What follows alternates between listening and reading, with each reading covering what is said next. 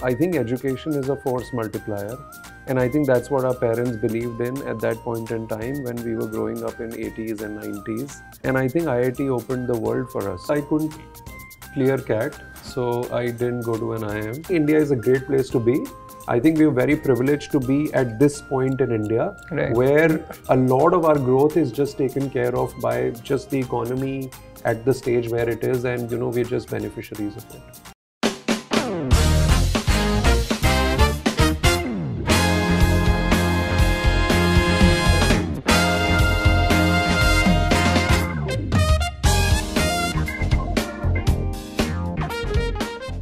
Alright, so here we are with another set of exciting videos in this new property that we have named as Unicorns, and you will get to know why we have called it as Unicorns, because we are going to meet a lot of unicorn startups, a lot of rising superstars who are going to be unicorns in the future for sure. And to kick this off, I have someone very special. I have the CEO of Purplle.com, Manish Taneja.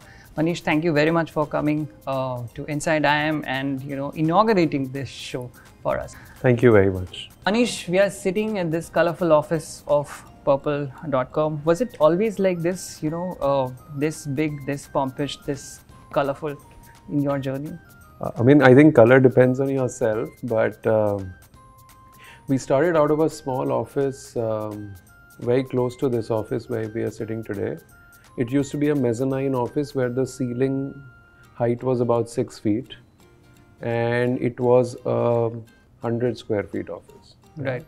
So from there, where our first warehouse was probably an almirah, a typical Godrej almirah where we would stock products, to today where you're sitting in this office, which is about 15,000 square feet. And our warehouses today span about, close to 1 million square feet. So yeah, we've come a long way, but right. I think we were always very colorful. We were always very excited about our business. Are you also colorful at heart, Manish? How are you as a person? I wear white and blue jeans every day.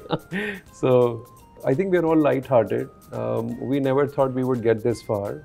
And so we're taking life as it comes, and we have a bunch of very colorful people around us, and that keeps life exciting. Right. Long time back, maybe if I'm not wrong, it's some 10-15 years back that you were, or more than that, you were part of IIT Delhi, the campus, the life that you were living. What sort of memories come to you from that time? Very interesting. So I graduated from IIT Delhi in 2007. I think education is a force multiplier, and I think that's what our parents believed in at that point in time when we were growing up in 80s and 90s. And I think IIT opened the world for us. So it's a phenomenal undergrad institution.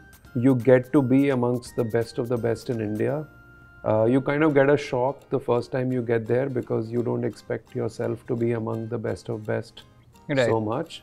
But gradually you get used to life, and it opens your eyes to the world. So absolutely grateful to the alma mater.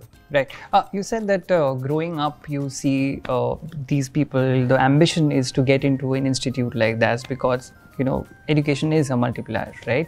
In your life, in the lives that you are going to touch upon next. What sort of childhood did you have? Where did you exactly come from? What was the background? If you can give us a little bit of hint on that. Yeah, sure. I grew up in Faridabad. I was good at studies, but I used to play a lot. So typically, even in my board exams, I would probably play 4 or 5 hours of cricket every day. So I've been a cricket lover all my life. Cricket was first love, education was second. But somehow, I think, when you were born in 80s, I think securing your future for your parents was more important than letting you play cricket. And therefore, I ended up studying reasonably well. And as luck would have it, I went to IIT Delhi as well. I would say also I was good at maths, good at, science, and I always thought there was this mysterious world of science in front of me, which I wanted to explore. I think technology and science can create, tremendous impact on the universe, and that's something I was very excited by. So engineering as a choice wasn't too bad either. Right. And tell me a little bit, you met your co-founder during your engineering days? So Rahul and I, we met because we were looking for a place to stay in South Bombay. Okay. Both of us were working that side, and somebody introduced. What was this time? So you were in Delhi, you studied in Delhi, but you're saying that you were looking for an accommodation in South Bombay. Yes. So what was this time? Yeah, so from IIT Delhi, I landed up in Mumbai. I joined Lehman Brothers. We were a bunch of math kids recruited to work on, I would say, complex problems using statistics and mathematics. That led to joining Avendus Capital after Lehman went down. Right. I think those were amazing years at Avendus, and I worked with the founders pretty closely, and I think that paved way for us starting Purplle. Between Avendus and starting Purplle, I worked at another institution. It's called Fidelity. I used to work in their private equity fund, and I think that's where I really got my gearing and learning right on how to evaluate business opportunities. Absolutely grateful for the career I had before starting Purplle, but it was a short one. Yeah, sorry, I interrupted you in between when you were telling us about the South Bombay story and looking for accommodation. Yeah. So what happened there? A common friend introduced us. We decided to stay together. That's how we got to know each other. Every evening when we would come back home from office, we would typically debate on things we wanted to do with our lives going forward. Luckily for both of us, entrepreneurship was fairly high on agenda. And so we ended up being co-founders. We knew we could live with each other, so we could always found a company together. Suyash, who's our third co-founder, again got introduced to us by a common friend. I didn't know Suyash at all. He went to IIT Kharagpur alongside Rahul, but both of them had never interacted at IIT. So all three of us were strangers coming together. We began to trust each other from day one. I think sometimes these relationships just click. Right. It's probably like marriage. And so the only question I asked Suyash was in Hindi. I said, this is when we were biting into butter chicken at one of the restaurants in Mumbai. I asked him a question, dude, tu kar lega na? And he said, yes, main kar lunga. And that's when Suyash became the third co-founder. And at that time when you were starting up, all of you guys were young, all of you guys wanted to do something that maybe people were not doing, or maybe do something that was already existing but you wanted to make it better. In the year 2011, 2012, when you were actually conceptualizing this, looking back, what were the sort of things that were happening in the business world that made you feel that there is a gap that you can fill in? Clearly, cosmetics was not a problem that we were solving for ourselves. We were not big users of it any which ways. I think an entrepreneur's job is to find opportunities which others don't see. And so I'm a big believer in that philosophy that is there one truth to the world that you know which others don't know? And the truth we knew was that there is a lot of craving for looking good and feeling good amongst the masses of India. And that craving is not being met by current products and services being offered to them. Right. Yeah? Maybe this came from our origins that I grew up in Faridabad, Rahul grew up in parts of Orissa, and Suyash grew up in Bhilai or somewhere near there. And we were very close to those customers, and we knew that their needs were not being served very well, and so we created a company that would serve their needs of looking good and feeling good about themselves. Absolutely. At this very point, you were talking about Lehman Brothers, you were in Bombay, you were in a company, it was the first company that you ever worked in. Probably a company that somebody would never, would like to work on because of the kind of things that happened later on with Lehman Brothers. We all associate Lehman Brothers with the great economic recession and the fall that happened. Early on in your career, how much of a setback is that for someone who's just starting up? Absolutely no setback. I think if you play a long cricket innings, or let's say you have a long career in cricket, one or two times when you get bored very early on, or it rains and you can't play the match, doesn't really decide your career. So it's absolutely not a setback. I think if at all, it was a very eye-opening experience. From this, I would say, pampered lot of IIT grads that we were, I think it broke our back because it was at the heart of capitalism. We had to be very disciplined about our work, and it's something I credit Lehman Brothers for it. I think it was a great institution and absolutely a phenomenal brand name to work for. Whatever happened, happened, but no regrets at all. And it's around this time, just like COVID, because of the economic slowdown, a lot of students decided that they want to go for an MBA. A lot of, people who were working in different organizations, they also opted for that. At that time also, I'm sure some of your batchmates also took that decision. Why did you not go that path? Truth be told, I couldn't clear CAT, so I didn't go to an IIM. I like the honesty there. I applied for IIMs in 2007. So I took CAT in 2007, whatever that exam is called now. And in 2006, both times I flunked. And so that's why I never ended up being at IIMs. And I think in hindsight, it was a great thing that happened to me. Why would you say that? Why do you have something against the MBAs? Do you have something against the entire system of the education that MBA provides? Or it's just that, you never needed that in your life? I think instead of joining an IIM, I think going to Avendus Capital and Fidelity were better learning experiences than most people would have. So I just preferred being very close to the founders at Avendus and learning from them. And especially in those hard years of 2008 and 9 when we were in economic crisis. And, I think Fidelity was absolutely a great learning ground. Fidelity is also one of these unique companies which stays out of limelight. It doesn't work out of New York, it works out of Boston. A lot of people ask us questions that as a tech company, why do we choose to be in Mumbai and not in Bangalore? And I think it's just more peaceful here, it's calmer, it's always been this way. And the city still tends to create amazing entrepreneurs that create, category defining companies over decades. Be it in financial services, be it in FMCG, be it in pharma. And so look, part of that came from Fidelity. At Avendus and both at Fidelity, the reason why I say I had a better experience than probably what most MBAs get at college is I also got to meet a lot of entrepreneurs and learn from them real time.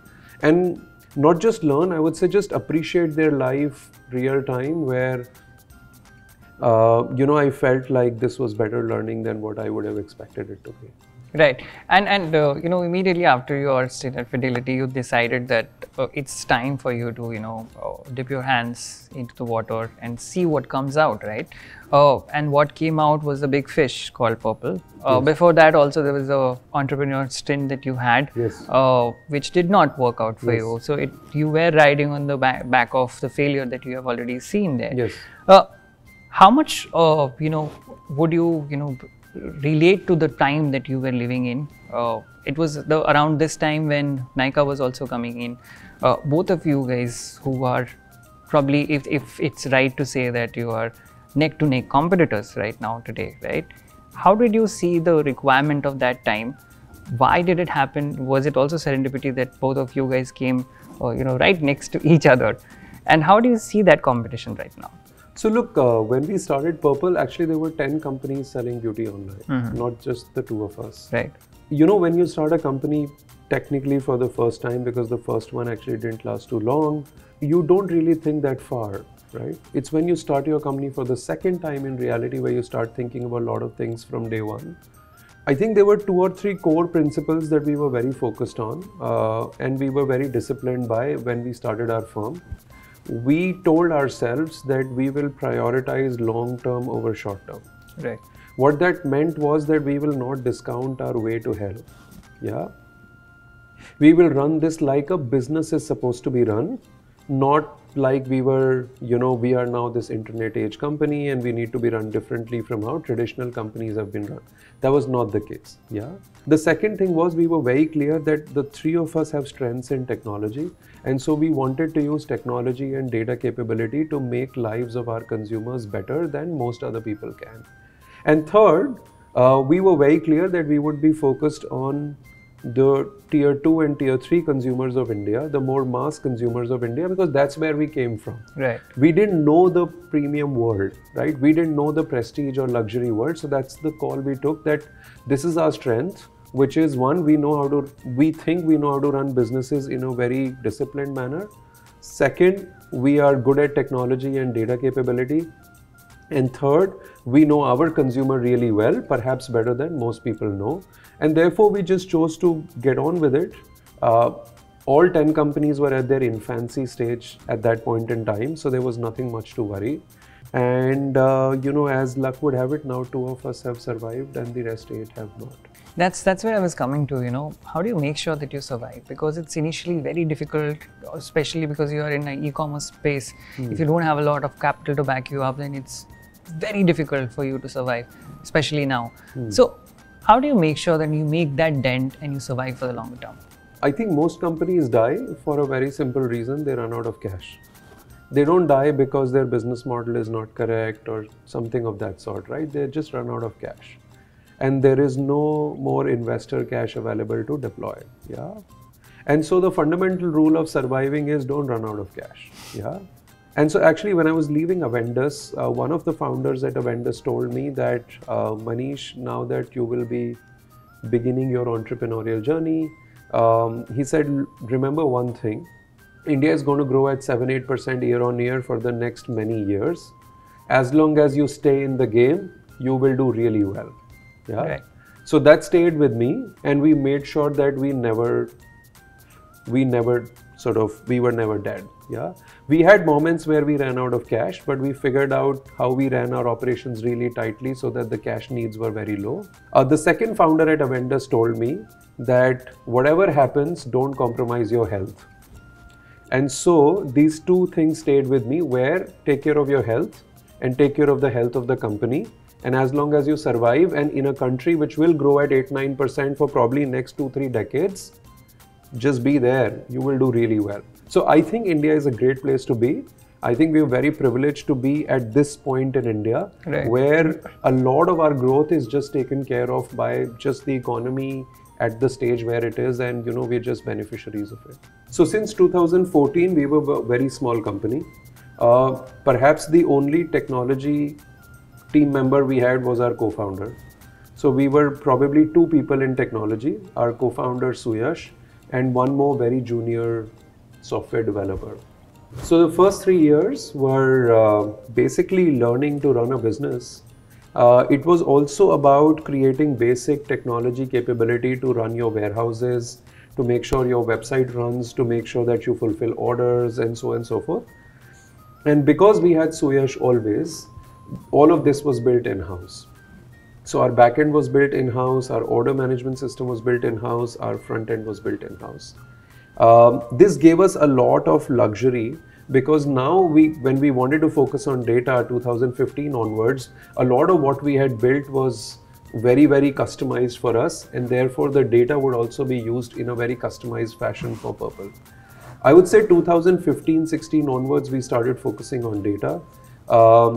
We had some amazing data engineers and data scientists at that point in time who helped us set up our first, data capabilities.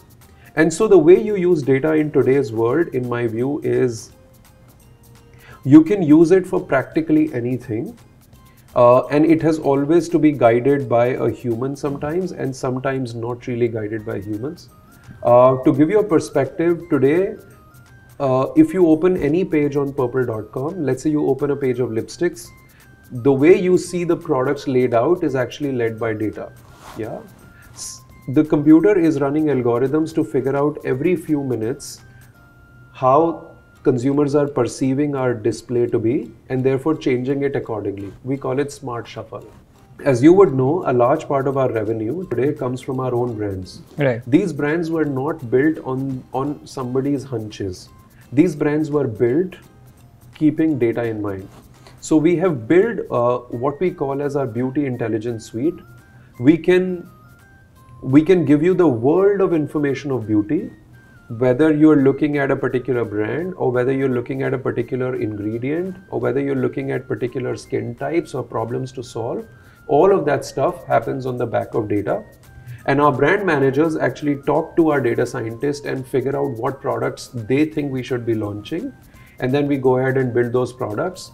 And as long as a lot of these choices are backed by data, most of these choices happen to be correct choices and not sort of incorrect ones. And so, data is actually pretty pervasive at Purplle. I mean, there is practically nothing much we do without sort of deeply looking at our data. Right. And data being so important for your organization, how much effort do you put in hiring the right minds for places like this? So, for example, as you mentioned that at Purplle, your business will stop if data does not work, right? Yeah. So, how important is this? What do you look at people when you are hiring for them? Do you specifically need for skills there, or do you actually cultivate those skills when they are hired? So, my answer is both. Initially, Suyash and our leadership team in technology. So Suyash recruited a bunch of these people, and then they ended up building our data backbone. They've been with the company for over 5 or 6 years. And as we were growing, we realized that no institution can be built purely on the back of recruiting from outside. And therefore came the process of recruiting and training people internally and building our capabilities. So today, I would say, while we are growing at fairly fast pace, we are growing at probably over 50-60% year on year. I would say a lot of our hiring needs are actually being met internally, where people are being hired ground up. As they're progressing, we are giving them more job opportunities and more learning opportunities within the firm, and sort of they're moving everywhere. To give you a perspective, we run our own customer service department. So people from our customer service are moving into product team. People from our customer service are moving into consumer research. People from customer service are moving into marketing teams. And so, we are becoming this, training ground where a lot of people are getting trained every day. And these people will potentially become future leaders of the firm. Right. A lot of the students who come to Altuni, as well as I just mentioned, it's upskilling platform that we have, they also tell us about the requirement or the need that they feel about learning data analytics and data science for that matter. Without data, I mean, any of the internet businesses that are there, you cannot function, and you need to retarget these people to get back to your website. Is that the way the Purpple's business is also designed? What is the business model that you have laid out around data, as you just mentioned? If you can give us through an example from one customer and how their journey starts and map it out, it will be great for us. Well, it's going to be a detailed answer, but the first thing we do is we ask, so whenever a consumer downloads our app, we ask them to fill a small beauty quiz. It tells us about their beauty profile. So it tells us whether this consumer has dry skin or oily skin, combination skin. Our data needs, by the way, are very, very core to beauty. We don't build generic data capabilities. Right? Likewise, we ask our consumers to tell us what's their skin tone, and likewise, we can recommend them the right makeup for them and stuff with their hair and scalp. Yeah, this is where we collect lots of data. I would say close to 5.5 million women have voluntarily given us this information. Wow. That's 55 lakh women in India. And this information is gold mine, because this tells us what are the problems our consumers are facing. The second thing, as I said, we do is because of our data capabilities, we know what is happening in the world of beauty from a supply side point of view. What new products are getting created, in what categories, what formats, for what skin type, solving for what concerns. And that information is also available to us at the click of a button. The third thing we do is we also understand what kind of demand is getting, or is there a latent demand for these products in India, in the form of, is there social media chatter happening around it, and so on and so forth. So once you club all of this, you know what kind of products to launch on Purplle.com. Right. And because I know your beauty profile, which is I know your skin type or skin tone, I also know what kind of products to recommend to you that I know would definitely work for you as a consumer. And so this is how the entire journey happens. There are more uses of data. One of the biggest ways in which you get consumers to come back to your platform is using a CRM. It's Customer Relationship Management Engine.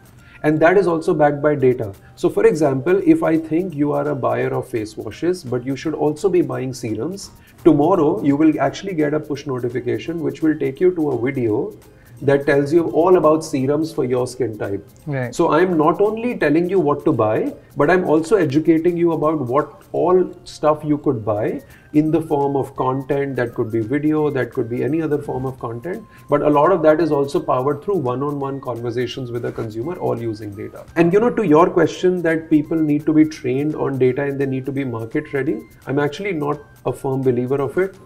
In today's world, in the world I grew up in, which was, let's say, 1980s and 90s, there was no internet. Right. And so the only way to learn in life was to learn from your teachers, learn from your textbooks, and learn from the books available in the library of your school. Today, the learning opportunities that people have are extremely high.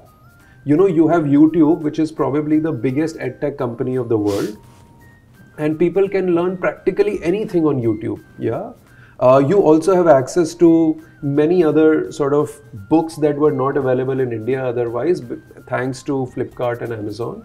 I think what's lacking is willingness to learn, and so if as a data scientist or as any other professional, if you have a very, very high curiosity to learn and you have very high hunger to learn, then I think the world is your playground. Fantastic.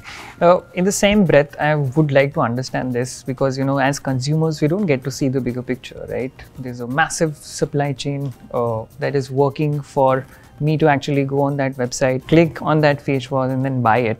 But for you guys, it's a huge process that is involved in that, right? What is exactly the supply chain mechanism for Purplle? And who are the right minds to make sure that this happens effectively day in and day out? So technology is at the heart of it.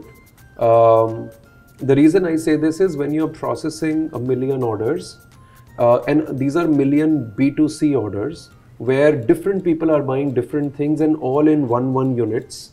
You really want to make sure that every single person gets the right product they have bought and there is no error allowed in that process. And so the way you do it is as follows. Every single SKU or every single product in a warehouse is barcoded, and we have some state-of-the-art machines in the warehouse which stock these products. The moment an order is placed, our algorithm decides which fulfillment center it will come from. We have fulfillment centers in all parts of India. Typically, we try to serve your order from the closest fulfillment center so that it reaches you fast. The process at the fulfillment center is the machine tells you where these products are kept. Somebody goes and quickly picks that up and then puts it on a conveyor belt, and then the person sort of stays where they are. The conveyor belt decides where this order gets packed, and there are cameras on top of each packing stations to make sure that everything is getting tracked. And then these orders get prepared and are ready for dispatch. If you're in one of our metro cities, which is where our warehouses are, typically we can process orders as late as 3 a.m. and we will ship your orders at 4 a.m.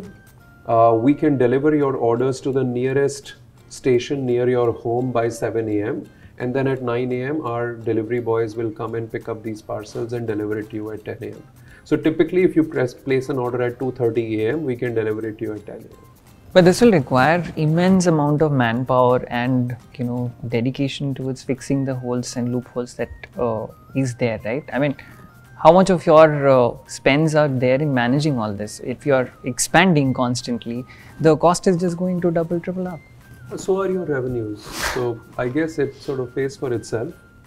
Look, when you're in the business of shipping millions of units every month, this process absolutely works like a factory. It works like a very, very well-oiled supply chain, and errors don't happen here. Right. Maybe out of 10 orders I would have placed on Purplle.com in the last few months, I think 9.5 would have come in a few hours. And all 10 of them would not have any error. We actually take a lot of pride in being very high customer service company. To give you a perspective, and this is what I've heard from other people, there's no way to sort of check this unless somebody does an independent survey, but a lot of people tell us that your delivery capabilities are, I think, next to just Amazon, right? And that's a lot of pride in. People also think there are there are these third-party sort of studies done, and people also look at our returns and refunds processes. And even those are probably like in the top right, where we are the most customer-friendly company when it comes to refunds and returns. I think building a company is not just about capital and about resources. I think capital is one part of the resource, and it's important to have, but it's not the only one to have. I think the second very key thing in the company that you need is you need a very high quality team that fixes the problems we are faced with, and just make sure that we do the right thing for the consumer.